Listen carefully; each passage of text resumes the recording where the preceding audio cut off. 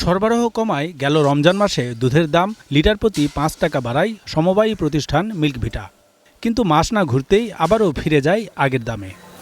ফলে তালিকাভুক্ত খামারিরা ৪% ননিযুক্ত দুধ লিটারে ৫৬ টাকার পরিবর্তে মিল্কভিটাকে দিচ্ছেন ৫১ টাকায়, যা গেল ২ বছরের দামের চেয়ে ৭ টাকা কম। খামারিরা বলছেন, গেল ২ বছরে যখন খাদ্যের দাম বেড়ে দ্বিগুণে ঠেকেছে, তখন মিল্কভিটার এমন সিদ্ধান্ত দুরভিসন্ধিমূলক। বাড়ানোর সাথে সাথে খোলভুষের দামও ৫ টাকা করে বাড়ায় দিচ্ছে কেজি প্রতি।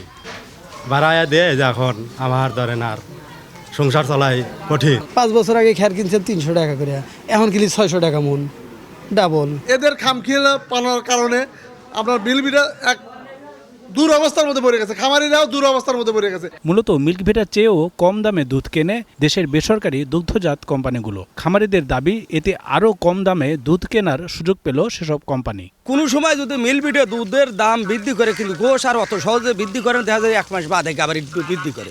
অন্যান্য কোম্পানিগুলোও তাই।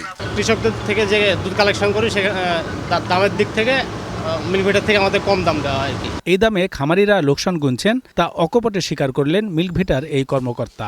একটা শ্রমিক রাখলে তার বেতনও অনেক হয়ে গেছে, সব কিছুর দাম বাড়ছে, বিদ্যুৎ খরচ বাড়ছে, সব কিছু বাড়ছে। সেই হিসাবে আমরা সবসময় আমাদের মিটিংয়ে আমরা বলি দাম বাড়ানোর কথা। তবে এসবে দায় নিতে রাজি নন বর্তমান কমিটির পরিচালক।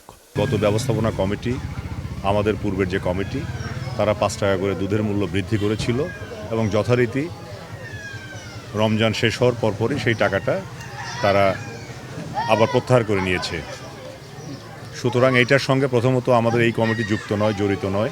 ৩৫,০০০ খামারির কাছ থেকে বছরে অন্তত ৩.৫ কোটি লিটার দুধ সংগ্রহ করে Milkvita. Desk report, Star news.